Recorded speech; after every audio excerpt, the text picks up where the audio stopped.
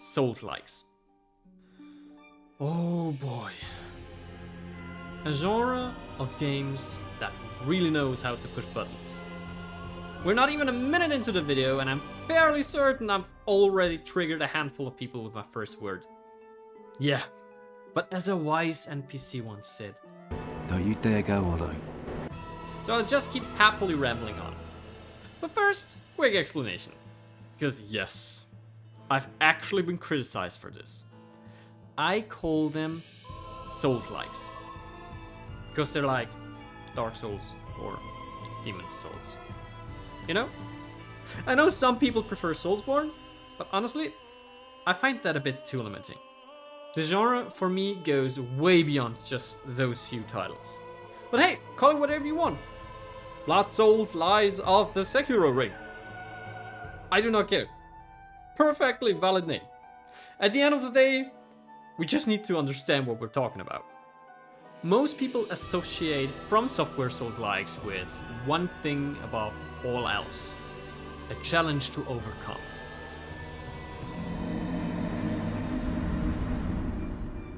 Some are drawn to it, others are scared of right from the start.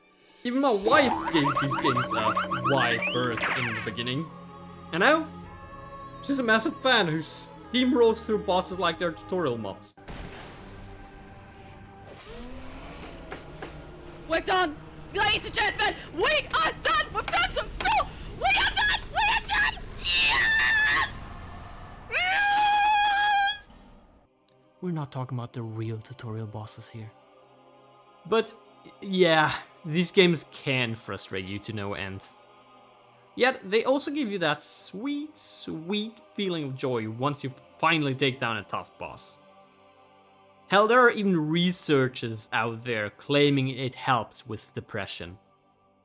The foundation of the modern Souls-like formula probably traces back to Demon's Souls, released in year 2009.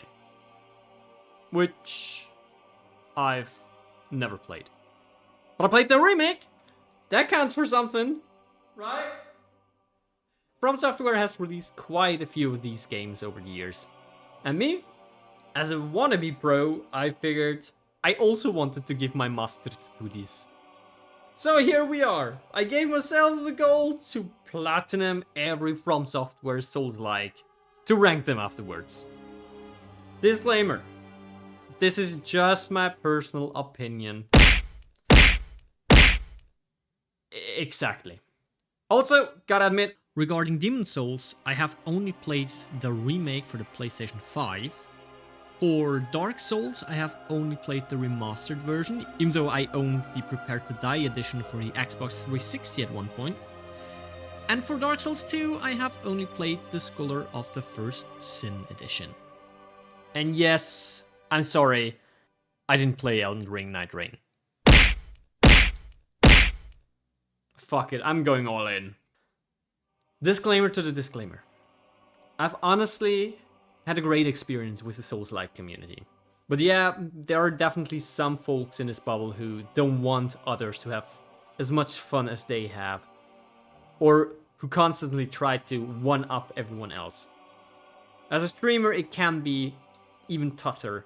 Some people in chat always seem to know everything better and they're always telling you what to do. The truth is, most Souls-like players are super chill. It's just usually the loudest ones that get noticed, not the ones who actually try to include others. So here's my message to you. If you're thinking about trying a Souls-like, fucking go for it. And don't let anyone tell you how you should play the game. Unless from Sekiro. Bum, bum, bum, bum,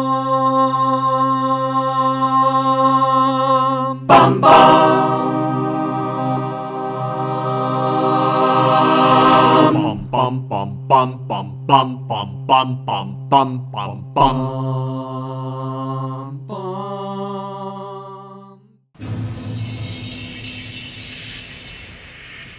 Honestly, this one feels like a backstab. And trust me, I know a thing or two about those. Let me just say this up front.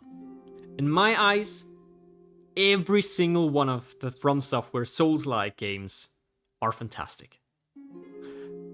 But one of them had to end up at the bottom of the list. And for me, I'm sorry, it's Dark Souls 2. This game gave me the biggest headache of them all. Why? Wonky controls, weird progression, downright cruel bosses, and the devs just giving out the biggest possible middle finger. Everything in this game screams, well, is it hard enough for you now? You broken yet? Mommy can't save you, your ass is mine now.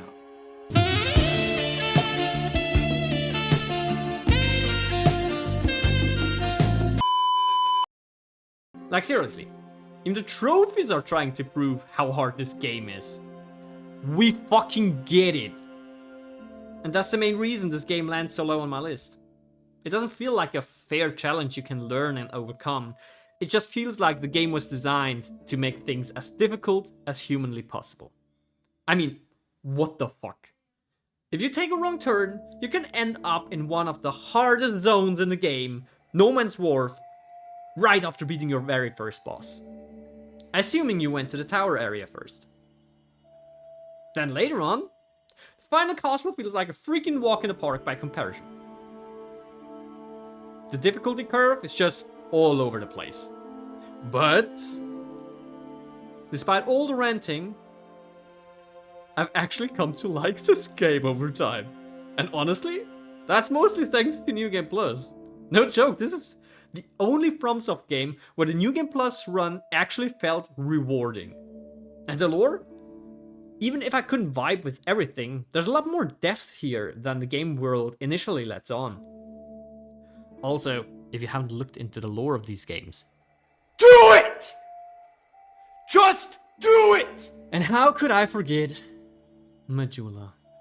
Hands down, best hub area of all time. It was always there for me with open arms. Whether it was tilted after a boss fight, mentally drained, or because my wife decided to dance in front of the TV at the worst possible time. Also, quick note, the production of this game felt like the gutter in a nutshell. Dark, confusing, nobody knew what was going on, jump scares from the floor, running in circles, throwing up, quitting, crying, coming back, barely making it to a safe place, and getting invaded. Again. And again. All while someone is shooting at you from God knows where. Yeah, it must have been exhausting. Oh, and before I forget, the DLCs? Some incredible bosses, some not so much.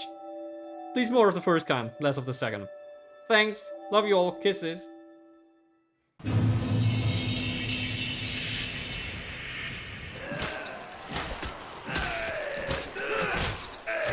Okay. Please put the pitchforks down. You probably noticed I was already struggling in the last entry. But hey, every rank has to go to something. So, why Elden Ring? I just didn't have fun with it. I don't know what my problem was. I felt the love that went into this game. I beat every boss I could find. I really took my time with it. Even the DLC, finished with all the possible bosses. Even if a few of them made me to want to cleanse my hard drive from those bastards. Yeah, I'm looking at you. You know who you are. And if you dare to try to blind... The open world? Massive. Packed with secrets. Absolutely insane. And my personal highlights? The dungeons. Yep. Whether it was the little puzzle caves or the giant legacy dungeons, I had a blast.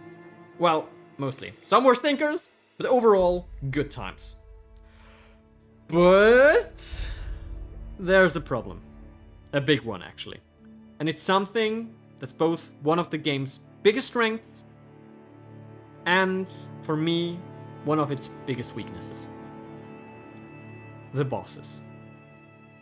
I don't know why, but I just couldn't find the right balance with them. First off, so many bosses just get reused over and over and over and over. Yes, I know, they're optional, but then don't put so many in the game. It's the same issue I had with Dark Souls 2, for example. There are so many bosses that some of them just feel like throwaways. After a while, they just didn't hit the same. And the main bosses? Man, I don't know. At the beginning, I still felt like I was facing a solid, learnable challenge. But the deeper I got into the game, the bosses fell into two categories. Either I beat them on my first or second try, mostly because I was overleveled, or they were so insanely hard, you could tell they were just meant to break you. Don't get me wrong, I love Souls-likes. I must be a masochist. Yes, he said masochist. Ha ha ha ha, got him. But at some point, it's just too much. Some of those wind-ups are so ridiculously long, they make even Osni blush. Man, why are you so toxic? Look, I'm all in favor of gatekeeper bosses. Make it tough, make it brutal. But at some point, I felt like the game just lost its balance. Maybe that works for others, it just didn't work for me. That being said, can we please take a moment to appreciate the insane lore? The absolutely stunning world, the secrets, the insane moments, the granddaddy of modern Souls-likes. I'm genuinely so glad I got to experience this one through the remake. Otherwise, yeah, I'd probably have found some way to play the original. But my last kidney already went toward buying Fatal Frame. So the remake will do just fine. So why is Demon's Souls only rank 5? Well, it's both a classical Souls-like game, and at the same time it's not. Confused? Let me explain. Since this was the very first Souls-like by Formula, a lot of what we now take for granted just wasn't there yet. There was no gold standard. So Demon's Souls feels, especially in terms of bosses, more like an experiment. A bunch of gameplay ideas thrown into a blender. We got gang fights, gimmick bosses, item-specific mechanics, stealth sections, and thankfully From Software dropped this idea mostly in later games. Still, you can clearly see the early prototypes for boss mechanics, with later encountering Dark Souls, Bloodborne and beyond. It's like watching a baby take its first steps. Except, this baby's less of a cute little goblin with the coordination of a drunk elephant, and more of a trained assassin backstabbing you into a new reality where you're a worm swimming in a toxic swamp. Ah, yes, kids these days. The game has some fantastic sections. And some real stinkers. Honestly, I'm just glad they never brought the world tendency system back. For the lucky few who never had to suffer through that, world tendency basically shifts the difficulty of a zone depending on your actions. Die as a human in level, the world gets darker. And harder. You can only lighten it again by doing specific things like beating bosses. Let me put it this way. It significantly increased the Nexus suicide rate. What's also interesting is that Demon's Souls is way more linear than its successors. Sure, you can choose between different worlds and jump ship when the skeletons in one zone are doing way too much damage, only to get yeeted off cliffs by some damn goblins in another, until you end up trapped in a prison getting knocked of your soul every 2 steps. Still, within each world, it's super linear. 1 bonfire per level, fight your way to the boss, beat it, get a new bonfire. Sometimes you get a shortcut. Sometimes you just gotta run the whole damn level again when you die. Yay. Luckily, most bosses here are pretty manageable. At least compared to the nightmarish stuff we got in later titles. But still, you can't ignore the fact that this game laid the foundation for the From Software games we now hold so close to our hearts. Respect your elders, even if they sometimes throw you into poison swamps.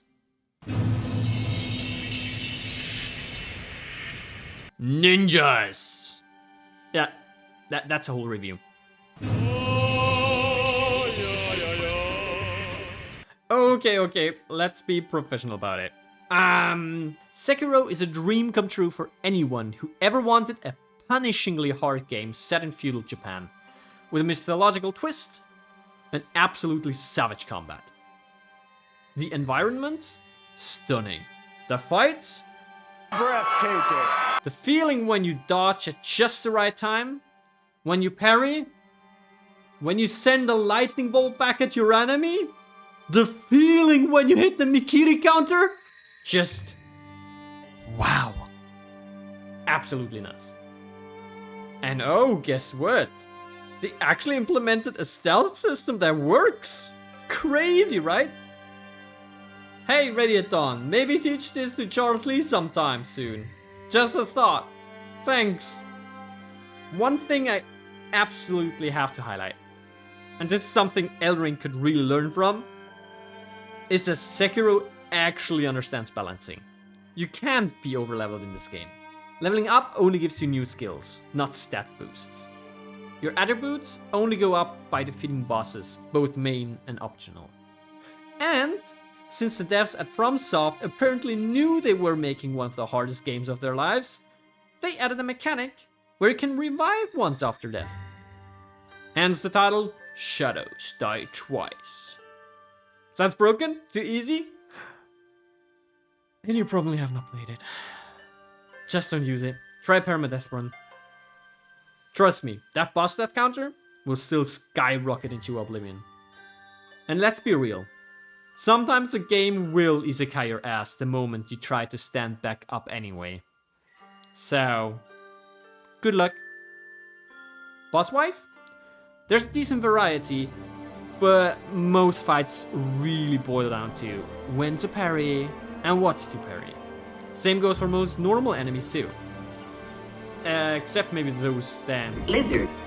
Don't get me wrong, that's the core of the game. And those are the moments where Sekiro really shines. But then it throws a Dark Souls boss right at you out of nowhere. Looking at you, Demon of Hatred. As amazing as the world and level design are, I have to admit the game started feeling a little samey after a while. Well hey, that's nitpicking on a high level. Bottom line, Sekiro is an incredible game. It gets you hooked on the crack of perfect parries, just like Solaire is hooked on sunlight.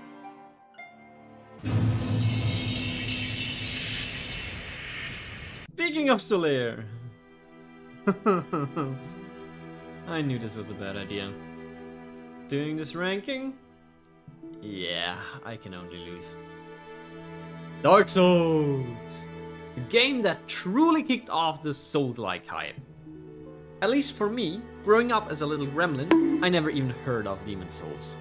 It was always Dark Souls here, Dark Souls there. Everyone talked about Dark Souls. And you know what? The hype was deserved. Dark Souls is a masterpiece. From the boss fights offering incredible variety, to the lore stretching all the way into Dark Souls 3, to that world design, beautiful. I hated it. No, seriously. At first, I hated it. It was my very first Souls-like attempt. I rage quit it. I restarted. I cursed a lot. But at the end, I gave it another shot. And I'm so glad I did. I could gush about this game forever. It's got one of the best tutorials in the entire series. It gives you no help, no handholding. You're thrown into it, you die, you learn, and then you finally beat your first real boss. You ring the first spell, you fight like a maniac, hour after hour, maybe burn through 13 controllers. But then it clicks. That feeling? It's addicting. I've never felt that rush quite the same way in any other Souls-like I beat for the first time. Maybe there's a lot of nostalgia involved, fair, but you can't deny the magic of this game. One thing I have to shout out, which Dark Souls is often praised for, is the world design. Specifically, the interconnectedness. I'm not even talking about the aesthetics, I'm talking about that mind-blowing moment when he fought through Undead Burg and Undead Parish, got on an elevator, and realized where the hell you came out. Like, what? Absolute masterpiece. Some of the later elevators though, looking at you, Dark Souls 2, yeah, they've made way less sense. But that's exactly what makes this world feel alive. You feel completely immersed in this dying, yet still breathing place. So, why is Dark Souls only rank 3? Path of Chaos. Well, a few reasons. For one, it can be really hard to know what you're supposed to do. Sometimes you get small hints. Other times, you're staring blankly at your screen like, where the fuck do I go now? Now, I'm a fan of figuring things out myself. But it doesn't help when you only unlock fast travel way later, and some areas are a pain in the ass to backtrack from. I guess some of you know exactly what I'm talking about. The bigger issue though, is the final third of the game. It's no secret that development toward the end of Dark Souls was rushed. Yeah, you can feel it. Still, despite all of that, I recommend this game to anyone even slightly interested in Souls-likes. It's a legend for a reason, and it earns that title. Here we go again. Another Dark Souls, and this time we're talking about the grand finale. Dark Souls 3 is a shining example that From Software knew exactly how to close out on one of the most influential trilogies in gaming. And they went out with a bang. Once again, I could talk hours about the lore. It's its own story, but also a direct continuation from one of Dark Souls 1's endings. It brilliantly ties into the previous games while still forging its own path. That is, if you're the kind of player who likes to read through all those little pieces of lore, or, like me, just looking all the lore up in a YouTube lore video. Either way, let's talk about bosses! They're faster, more aggressive, and absolutely relentless. There's no shortcut around some of these fights. You either get good or get wrecked. And don't even get me started on the DLC bosses. Whew! FromSoft clearly put on the chef's head and cooked up some serious pain in those expansions. But hey, we're masochists, remember? Now, after all, it's not without its flaws. For one, it's very nostalgia heavy. References to Dark Souls 1 are everywhere. Some people feel that Dark Souls 3 leans a bit too much into fan service, like the devs ran out of fresh ideas. Personally, I didn't mind. I actually loved the callbacks and connections, but I totally understand if someone feels it was a bit much. Another noticeable difference is the linearity. Compared to the open, interconnected maze of Dark Souls 1, Dark Souls 3 is much more straightforward. You always kind of know where to go next. Gone are the days of running in circles, wondering what the hell you missed. That said, this increased accessibility is probably why so many players say this was their first Souls-like. And that's not a bad thing. The game puts its challenge not in confusing maps, but in combat speed and boss aggression. And for me, that comfort gives Dark Souls 3 just enough of an edge over Dark Souls 1 to rank higher on my list. Don't worry, the day after it probably changes places with Dark Souls 1 again.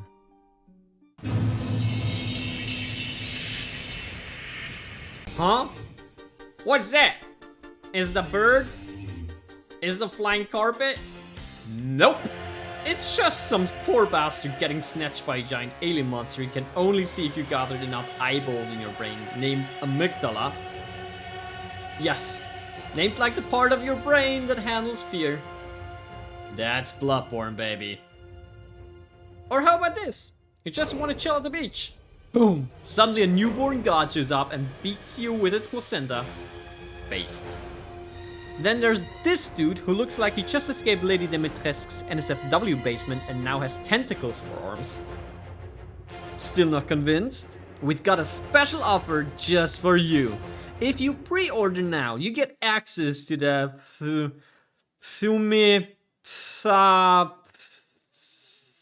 the dungeons for free. Okay, yeah, the Chalice dungeons were kind of meh. But besides that, what you get is a complete Lovecraftian horror package. And for someone like me, who's a huge fan of H.P. Lovecraft's work, this game had to be my number one. Whether it's the Victorian, beastly setting at the start, or the full-on cosmic horror that creeps in later, From Software tried something completely different here. And they nailed it. Mechanically, it also stepped things up.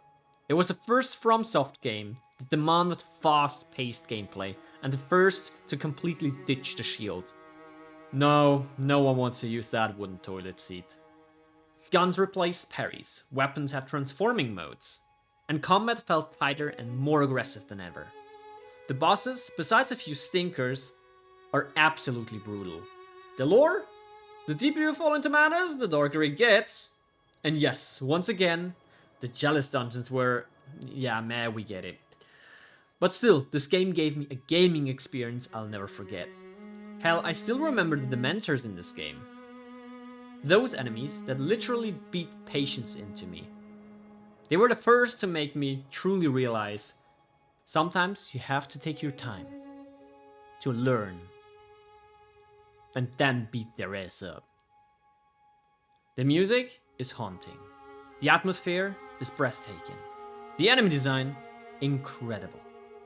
And I can't even complain about the balancing. Okay, almost can't. Pretty much every enemy is hard, but that's the beauty of it. I just want to praise From Software's pure creativity here. They took a bold new direction and delivered. I don't know what it is, but this is the game I'll always mention when someone asks me, what's your favorite FromSoft Souls-like? And the answer will always be Bloodborne. And that was my list. I hope some of you have now put the pitchforks down and that the bonfire still holds off on burning me. At least until I drop my Silent Hill F take. At this point, I just want to say I'm a huge fan of Souls-likes. And I'm genuinely happy I discovered these games. Getting into the community was tough at first, but honestly, most of you are sweethearts. Warm, welcoming, chaotic. But sweethearts nonetheless. So please stay true to yourself and keep having fun gaming. And hey, feel free to tell me your personal ranking. Which FromSoft Souls-like is your favorite and why is it Elden Ring?